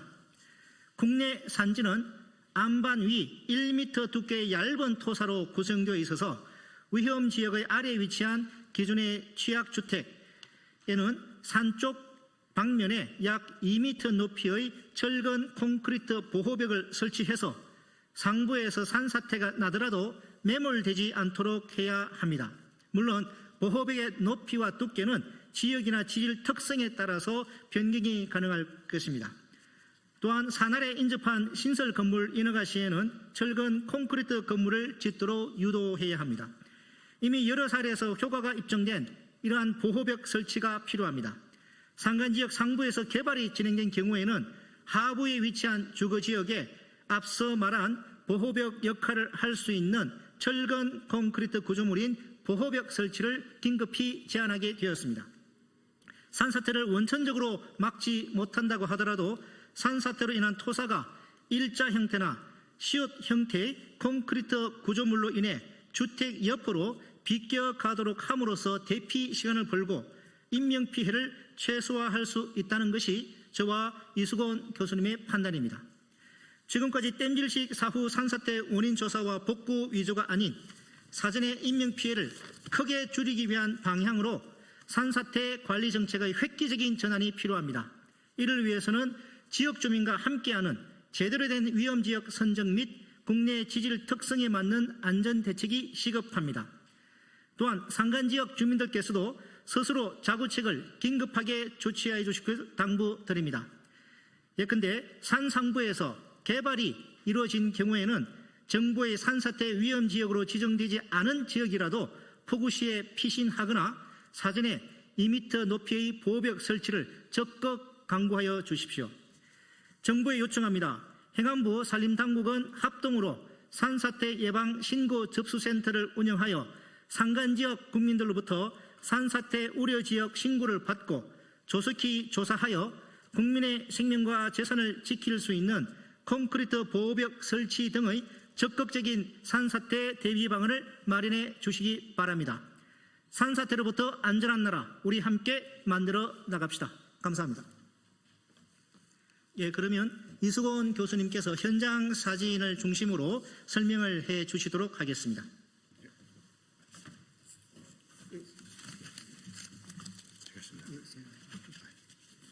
제가 말씀을 드리면은 이게 우리나라의 지질 특성입니다. 산에는 전부 안반으로 되어 있고 지표면에만 한 1m 두께의 얇은 흙이 있는데 이게 1m 얇은 흙이 쓸려 내려오는 게 산사태네. 그래서 쓸려 내려와서 하부 지역을 피해 줍히는 게 이게 우리나라 지질 특성입니다. 이거는 이번에 지금 조금 아까 의원님께서 말씀한 것처럼 산청 지역에서 나무 세 그루가 산사태를 막은 지역입니다. 이 지역은 도로가 있는데 왼쪽은 산불이 나가지고 거의 다 벌목을 한 지역입니다. 그런데 그 오른쪽에는 나무들이 불이 안 탔는데 이게 바로 이번에 인명피해를 막았습니다. 이 나무가 점점 자라나면서 나무가 있다가 여기서 근데 나무 위에 벌목 여기가 이제 산불 나고 나서 여기는 뭐가 있냐면 밭을 개발했습니다. 밭이 있고 여기다 뭐 경사면에서 밭을 개발했는데 이 개발한 지역에 산사태가 시작을 해가지고 토동에 내려와서 이 마을을 이 집을 쳤는데 나무 때문에 이게 피해를 막은 사례입니다. 바로 위에 지금 개발한 데를 보면은 위에 상부에는 산불 나고 나서 밭을 개발했습니다. 그 산 경사면에도 개발했고요. 고사리 나무 같은 거 이런 것도 고사리 많이 개발했습니다. 그리고 요 상부인데 상부에서 이제 두 군데 산사태 밭인데 산사태가 나가지고 내려왔는데 이 나무를 치고 옆으로 빠졌습니다. 나무가 없었으면 그냥 치고 이장님 댁을 피해 줬을 텐데 여기는 살았습니다. 피해를 안 받았습니다. 여기 보시면 좀 확대 사진인데 치고 피해가 내려가다가 여기 나무가 세 그루 나무가 보면은 나무가 왼쪽으로 꺾였습니다. 이쪽으로 치고 하다 왼쪽으로 꺾였거든요. 이게 없었으면은 그냥 이장님 댁을 치는데 여기서 보시면은 또 하나는 여기는 오른쪽은 흙인데 여기 이장님 댁은 피해가 하나도 없었습니다. 이거는 좀 확대 사진인데 산 위에서 보게 되면은 나무가 바로 이렇게 꺾였습니다. 꺾여서 계곡 쪽으로 피해 나갔습니다. 이거는 현장에서 얘기하는 산사태 어떤 피해 저감 대책을 나무를 보게 되면 사람이 보면은 높이가 한 1m 정도밖에 안 됩니다. 흙이 보면은 그 1m가 이제 그러니까 흙의 산에 1m밖에 없기 때문에 거의다가 1m밖에 없습니다. 여기서 보시면 이거는 또 마을 이관 쪽에서 이제 산을 보는 건데 이 나무가 살린 겁니다. 치고 내려오다가 나무 걸려서 옆으로 빠져나갔습니다. 근데 이렇게 보시면은 이건 2009년도인데 경춘가도인데 한 명 산사태가 나가지고 지나가던 차를 쳐가지고 하나 사망했습니다. 근데 이쪽에 보시면은 이게 영국의 도로연구소에 우리나라 세계에서 산사태를 아주 저명한 교수인데요. 저하고 현장을 그때 같이 봤는데 이 보니까 나무가 산사태 나는데 보면 나무가 또 1m만 딱 있습니다. 이때 저도 알았습니다. 아 이게 산사태가 중요한 어떤 해답을 준다는 걸 느꼈습니다. 큰 사진. 네, 그러고 나서 보시면은 나무를 보시게 되면은 이 영국 교수인데요. 나무가 딱 1m입니다. 이게 전국이 또 춘천입니다. 여기는요. 지금 서울의 우메단 산사태를 보겠습니다. 이게 산사태인데 치고 내려오다가 치고 내려오는데요. 쭉 치고 내려옵니다. 내려오다가 여기 보면 이게 승강장이 하나 있습니다. 그러니까 많은 사람들이 오면서 살고 있는데 여기서 교훈을 얻지 못하고 있습니다. 상당히 중요한 해답을 줍니다. 쭉 치고 내려오는데 20초, 40초, 50초 되는데 쭉 치고 내려오다가 쭉 내려옵니다. 시뮬레이션 하면 되는데요. 내려오다가 여기 승강장을 딱 피해갑니다. 승강장을 깨지 못해. 사람들이 이것만 보지 여기서 해답 좋은 교훈을 얻지 못합니다. 이거는 언론에 별로 안 나왔습니다. 자, 뒤에서 치고 내려오다가 이게 쳤는데 밑에 승강장에서 올라가지고 버스 타는 승강장인데 이거 건물을 쳤는데 치고 토송이가 빠져나갔습니다. 또 옆에서 가로수를 보면 가로수가 전부 다 1m입니다. 여기는 또 2017년도 국가 시설철라면 전력거로소인데요. 여기는 상당히 중요한 겁니다. 전쟁이 났을 때 우리 전력거로소인데 치고 여기서 밭을 개발하다가 수로가 바뀌어가지고 산에 치고 내려오는데 치고 내려오다가 전력거로소 앞에 환풍기가 있었는데 환풍기 건물을 치고 또 빠졌습니다. 앞으로. 이게 없었으면 아마 여기 큰 피해를 줬을 겁니다. 근데 우연히도 보호벽 역할을 했습니다. 이 콘크리트 건물이요. 확대 사진을 보십시오. 이 건물을 유리창 같은만 깨졌지 치고 빠졌거든요. 그 건물이 뒤에가 안전했습니다. 또 옆에 나무도 보시면 나무가 전부 다 1m입니다. 천왕입니다. 지금. 자, 이건 2012년도 충북 청주입니다. 벌목해서 산사태가 났는데 정말 사람이 건드린 데입니다. 치고 내려오다가 건물을 쳤는데 펜션을 할머니가 돌아가셨습니다. 전부 다 보면 나무가 다 1m입니다. 우리나라 토사 두께 때문에 그렇습니다. 자 보십시오. 건물의 토사 깊이가 딱 1m거든요. 여긴 청주입니다. 여기는 어딘가 하면 예천입니다. 2년 전에 경북 예천도 보면 건물 부분은 산사태 보면은 딱 1m입니다. 여기는 요번에 가평입니다. 25년도 7월 가평인데 가평대 산사태나도 4명이 매몰됐는데 가보면은 건물에 딱 가보가 이게 한 명이 4명이 매몰된 적인데 딱 건물에 하나. 그래서 이게 판넬이나 시멘트 블록을 하면 약합니다. 여기는 산청입니다. 산청에 보면 4명이 매몰됐는데 올라가 보니까 여기서도 나무가 딱 1m. 그게 지금 얘기하는 게 그겁니다.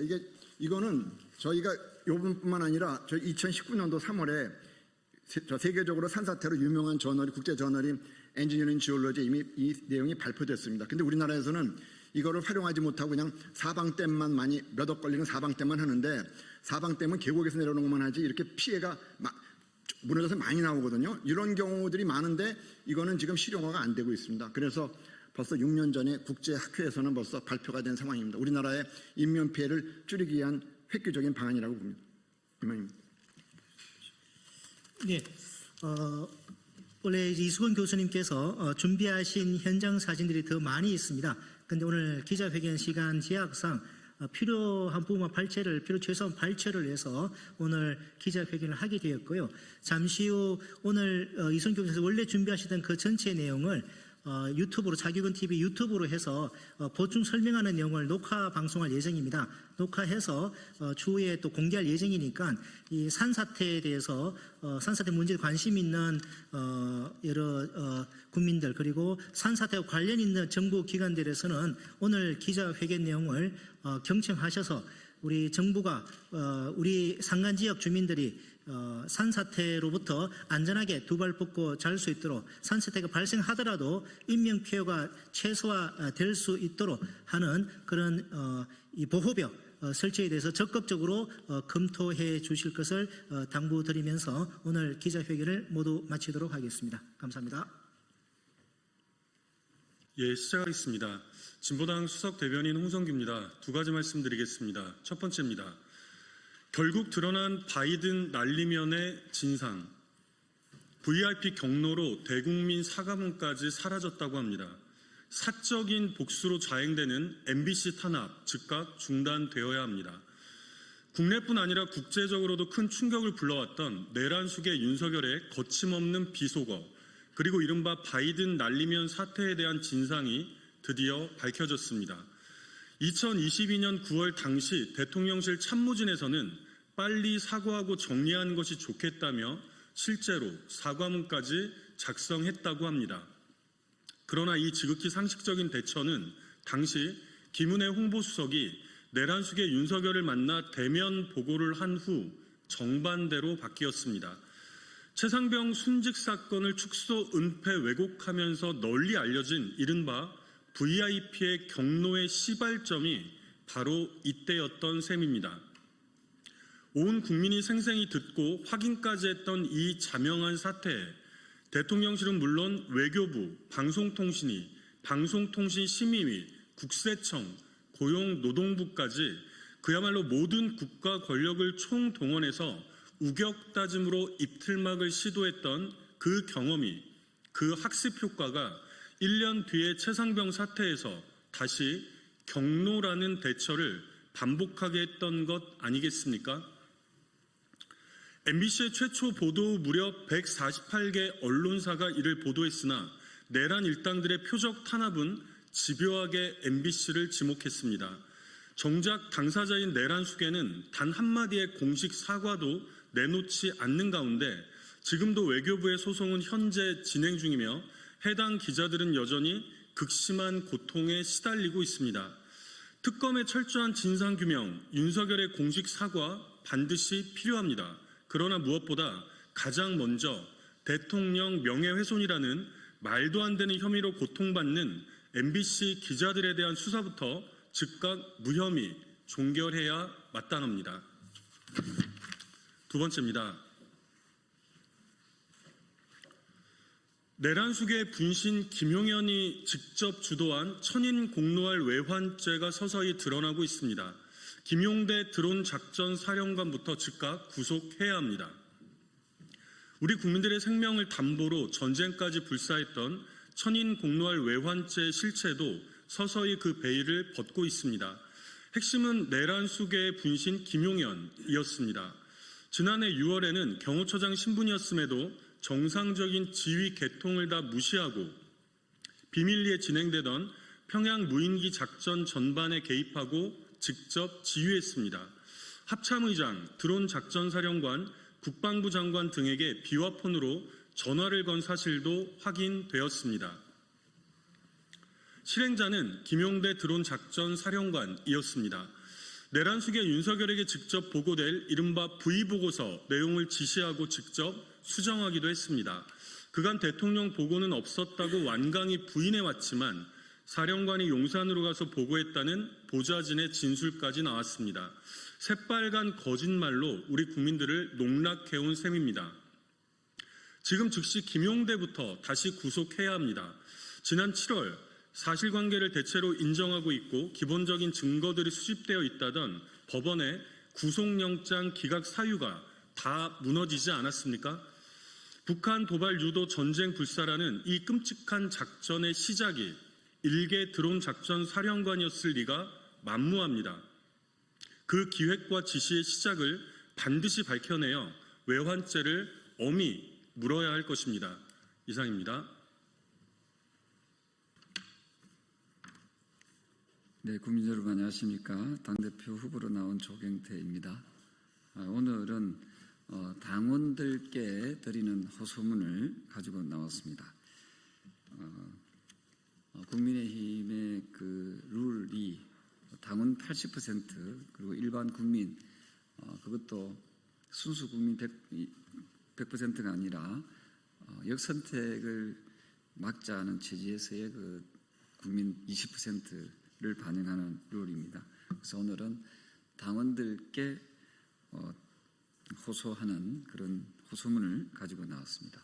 그러면 지금부터 기자회견 문을 읽도록 낭독하도록 하겠습니다. 사랑하는 당원 동지 여러분 안녕하십니까? 당대표 후보 조경태입니다. 공정과 상식이 물 흐르듯 흘러내리는 세상을 꿈꿨습니다. 그런데 지금 그 꿈은 온데간데 없이 사라지고 말았습니다. 국가를 운영하는 데 있어서 리더십이 얼마나 중요한 요소인지를 새삼 깨달았습니다. 책임지는 리더십이 얼마나 중요한지 알았습니다. 누구에게나 공간은 주어집니다. 그래서 관은 나에게, 공은 팔로워에게, 그래야 진정한 지도자가 아니겠습니까? 정치인은 대화와 타협으로 고도의 기술을 요하는 종합예술입니다. 다수 야당의 무도한 공무원 탄핵, 윤석열 전 대통령의 뜬금표, 그리고 황당한 비상계엄 선포, 정치는 사라지고 진영 논리만 난무한 세상이 되고 말았습니다. 거대 야당의 폐악질이 국정 운영에 방해가 된다고 군대를 동원해 국회를 침탈하는 일이 선진국 대한민국에서 벌어졌습니다. 결국 위헌 불법 비상계엄을 선포한 윤석열 전 대통령은 파면되고 조기 대선으로 정권도 뺏기고 내란죄로 재판을 받고 있는 신세가 되고 말았습니다. 국민의 가반 이상이 우리 국민의힘은 해산되어야 할 정당이라고 하고 있습니다. 참으로 참담한 심정입니다. 사랑하는 당원 동지 여러분, 정당은 국민들의 지지를 먹고 삽니다. 국민이 없으면 정당도 없습니다. 국민을 보고 가야 합니다. 민심을 보고 가야 합니다. 당원 동지 여러분께 호소드립니다. 이젠 국민의힘은 윤석열 전 대통령이 아니라 국민을 향해 나아가야 합니다. 새롭게 시작합시다. 그래서 저 무도한 이재명 정권과 맞서 싸워나갑시다. 조국 특별사면으로 공정의 가치를 훼손하고 윤미향을 특별사면에 위안부 할머니들을 기망한 이 정권은 반드시 그 대가를 지불받게 될 것입니다. 하지만 위헌 불법 비상계엄을 자행해 감옥에 가 있는 윤석열 전 대통령 어게인을 외치면 국민의힘은 희망이 없습니다. 윤석열 전 대통령이라는 과거를 버리고 국민의힘이라는 미래를 선택해야 합니다. 이재명 정권의 특검도 피하고 숨는다고 해결될 수 없습니다. 피하면 범인이 되고 숨으면 죄인이 됩니다. 무엇이 두렵습니까? 저 조경태가 있는 한 국민의힘은 결코 해산되지 않습니다. 과거에 붙잡히면 분열이고 미래를 향해 나아가면 하나가 됩니다. 희망이 됩니다. 윤 어게인은 패배이고 정통보수 어게인은 승리입니다. 저 조경태가 앞장서겠습니다. 조경태가 해내겠습니다. 그래서 국민의힘이 승리하겠습니다. 8월 21일 존경하는 당원동 여러분 꼭 투표해 주십시오. 감사합니다.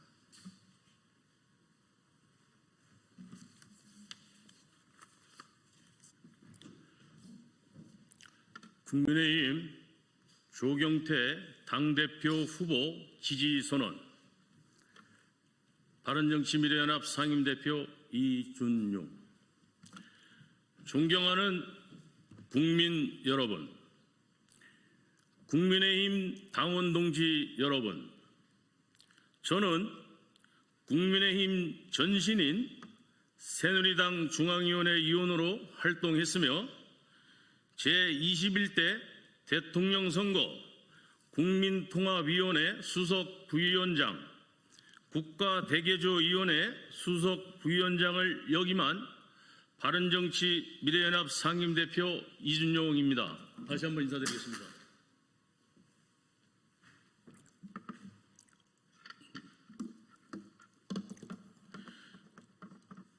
오늘 저는 조경태 의원에 대한 확고한 지지를 선언합니다. 지난 12월 3일을 기억하십니까? 대한민국 헌정사상 최악의 위기상황이었습니다. 이원적이고 불법적인 비상계엄이 선포되었을 때 많은 정치인들이 눈치를 보고 망설이며 뒤로 숨었습니다. 하지만 조경태 의원은 달랐습니다. 주저하지 않고 즉각 비상계엄 해제를 요구했으며 헌법과 법치주의를 지키기 위해 행동했습니다. 이것이 정치적 계산이었겠습니까? 아닙니다. 정치인으로서의 양심이었고 신념이었습니다. 바로 그 순간 저는 확신했습니다. 이런 사람이야말로 우리가 찾던 진정한 정치인, 바른 정치인이다는 것을. 조경태 후보는 육선의 검증된 경험을 가진 유일한 후보입니다. 금수저 출신도 아니며 어느 계파에도 들어본 적이 없는 소신 있는 정치인입니다. 든든한 배경도 꼼수도 없이 육선을 이룬 것은 오직 중도 정치, 바른 정치를 해왔기 때문입니다. 지금 우리에게 필요한 것은 무엇입니까? 국민의힘의 개파 정치의 청산입니다. 조경태 후보만이 개파의 이해관계가 얽매이지 않고 혼돈의 국민의힘을 정상으로 만들 수 있습니다. 조경태 후보는 구체적 개혁안을 제시했습니다. 상설 인적 쇄신위원회로 성역 없는 책임 규명을 당원에게 당원 주권 명시로 진정한 당원 중심 정당을 원외 활성화와 중앙위 역할 강화로 전국적 민심 수용을 약속했습니다. 이는 공허한 구호가 아닌 실현 가능한 로드맵입니다. 육선의 정치 경험을 가진 후보가 또 있습니까? 내란 정당 이미지에서 벗어나 여당의 독재를 막아낼 역량을 가진 후보가 또 있습니까? 합리적인 국민의힘 당원들이라면 사실 모두 알고 있을 뿐입니다. 이미 각종 언론 조사에서 조경태 후보가 일반 국민과 중도층에서 1위를 달리고 있는 이유가 그것입니다. 조경태 후보가 당대표가 되어야 국민의힘을 강하게 만들 수 있다는 것을 말입니다. 탄핵 찬성이니 반대니 하는 것은 이제 중요하지 않습니다. 조경태 후보가 계엄 전국에서 취한 입장은 바른 정치인으로서 바른 판단을 한 것입니다. 지금 중요한 것은 우리 당이 다시 한번 국민 속으로 들어가서 여당의 잘못된 독주를 바로잡는 것입니다. 30년 넘게 정치를 지켜본 저는 확실합니다. 조경태 의원은 기존 세력의 눈치를 보지 않으며 옳다고 생각하는 일이라면 누구의 반대에도 굴복하지 않는 진정한 개혁가입니다. 지금 국민의힘은 진정한 개혁가 조경태가 절실히 필요합니다. 그는 정통의 핵심 가치인 헌법 수호, 법치주의, 자유민주주의를 굳건히 지키면서도 시대 변화에 맞는 혁신을 이룰 수 있는 유일한 인물입니다. 저는 국민의힘 선거인단의 한 사람으로서 조경태 후보의 당대표 당선은 시대의 부름이라고 확신합니다. 이번 전당대회는 단순한 당대표 선출이 아닙니다. 국민의힘에 주어진 마지막 기회입니다. 이 기회를 마저 놓치려고 아직은 국민의힘에서 지금까지도 탄핵 반대편의 찬성판이 갈리고 있습니다. 과거의 실패로 되돌아갈 것인가, 아니면 새로운 희망의 시대를 열 것인가의 달림길입니다. 존경하는 국민 여러분, 국민의힘 당원 동지 여러분, 이제는 누가 국민의힘 당대표가 되어야 하는지 잘 아실 것입니다. 국가와 국민 그리고 당원에게 새로운 정치로 희망을 줄 수 있는 당대표를 선택해야 할 때입니다. 그 당대표 후보가 바로 조경태입니다. 당원 동지 여러분, 저와 함께 조경태 후보를 지지해서 국민의 짐이 아닌 진정한 국민의힘을 만들어 갑시다. 조경태 후보의 육선 의정 활동 경험은 새로운 대한민국, 새로운 국민의힘을 만드는 아이콘이 될 것입니다. 계파 없는 정치, 원칙 있는 정치, 국민에게 사랑받는 정치를 실현합시다. 조경태 후보가 우리의 답입니다. 국민의힘의 당대표 적임자입니다. 바른정치 미래연합은 조경태 후보의 당대표 당선을 적극 지지합니다. 중도 보수 재건, 지방선거 승리를 위해 많은 당원분들의 지지와 투표 부탁드립니다. 감사합니다. 바른정치미래연합 상임 최유진입니다. 네, 진보당 브리핑 시작하겠습니다. 부대변인 이미선입니다. 고소 고발에 몰두하는 이진숙 방통위원장, 정쟁 말고 사퇴하십시오. 방송통신위원회 이진숙 위원장이 최민희 국회 과방위원장, 신정훈 행안위원장, 유재성 경찰청장 직무대행을 잇따라 고소 고발하며 갈등을 정쟁으로 몰아가고 있습니다. 자신에 대한 수사를 정치적 음해로 몰더니 이제는 이를 언급한 인사들에게까지 법적 책임을 묻고 나섰습니다. 방통위원장이 개인의 정치적 생존을 위해 공적 권위를 내던지는 모습은 참으로 개탄스럽습니다. 최민희 위원장의 비판은 모욕죄로, 신정훈 위원장의 질의와 유재성 대행의 답변은 직권남용으로 고발했습니다. 국회 회의로까지 고발 근거로 삼는 태도는 진흙탕 싸움에 불과합니다. 공직자의 품격은 사라졌고 방통위의 존재 이유마저 흔들리고 있습니다. 논란의 본질은 명확합니다.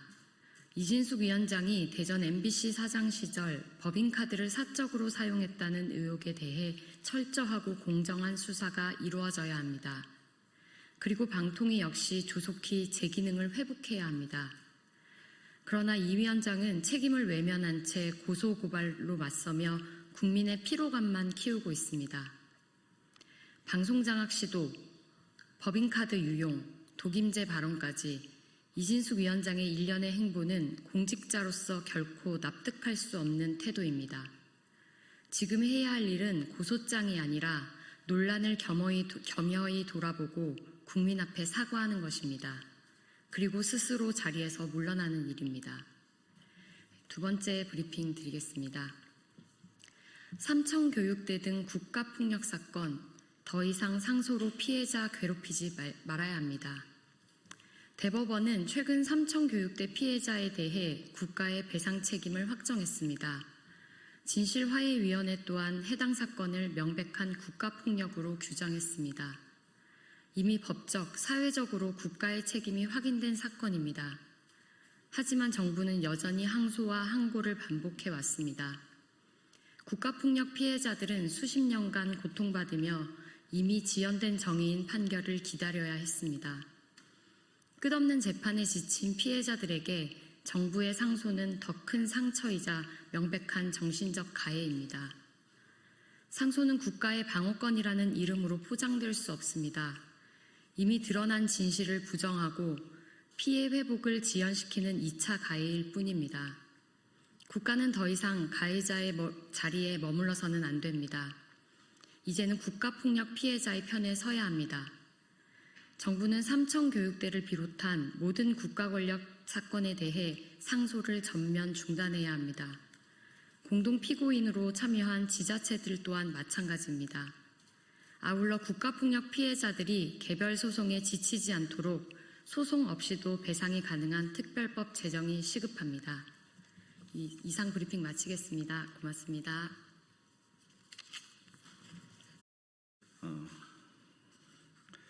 논평할 게 있어서 이 자리에 섰습니다.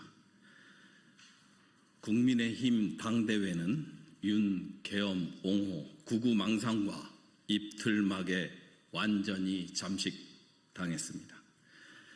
어제 열린 국민의힘 당대표 2차 토론회는 그야말로 구구망상과 입틀막의 향연이었습니다.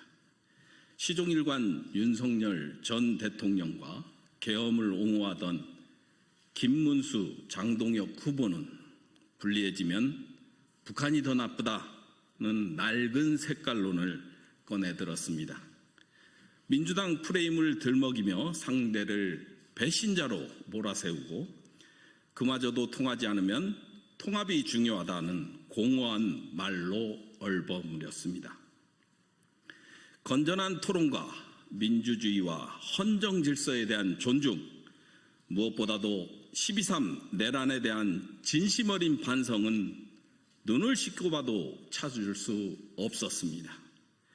김문수 후보는 계엄으로 해서는 한 사람도 살상된다든지 이런 것은 없었다는 궤변을 늘어놓더니 핵무기는 최하 20만 명, 30만 명 이상이 한꺼번에 살상되지 않습니까? 라며 자당 후보들을 대상으로 색깔론 공세를 폈습니다.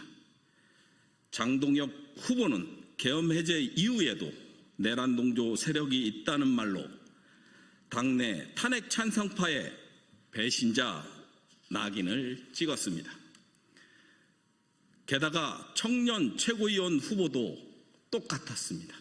손수조 후보는 계엄령은 민주당 탄압 속에 어쩔 수 없었다는 사실을 깨우쳤다는 말이라며 민주당이 좋으면 민주당으로 가라는 유치한 막말을 내뱉었습니다. 미래 세대 역시 최소한의 민주주의 가치와 소양을 보여주지 못했습니다. 이번 국민의힘 토론회는 12.3 내란 종식이 아직 끝나지 않았다는 사실을 생생히 보여줬습니다. 권력을 잃고도 여전히 구구망상에 사로잡혀 민주주의와 헌법을 존중하는 목소리를 입틀막하는데 만에 하나 권력을 잡게 되면 어떻게 나오겠습니까? 이들이 권력을 갖는 게 얼마나 위험천만한 일인지 다시금 실감하지 않을 수 없습니다. 윤노계인에 이어 계엄 옹호까지 국민의힘은 영영 구구 내란 옹호 정당으로 남겠다는 것인지 국민은 묻고 있습니다. 국민은 대통령 지지율이 아니라 진짜 국민 운운하는 내란 옹호 정당에 성이 나 있습니다. 더불어민주당과 국민주권 정부에게 국민은 가짜, 진짜가 있을 수 없기에 온 국민을 위해 전력을 다할 뿐입니다. 국민은 민생 회복에 여념이 없는 이재명 정부보다는 아스팔트 구구에 장악된 국민의힘을 걱정하고 있다고 충고를 드립니다. 국민은 기억합니다. 지난 2년 전 취임 2달 만에 윤석열 정부의 국정평가는 부정평가가 과반을 넘은 레드크로스가 되었습니다.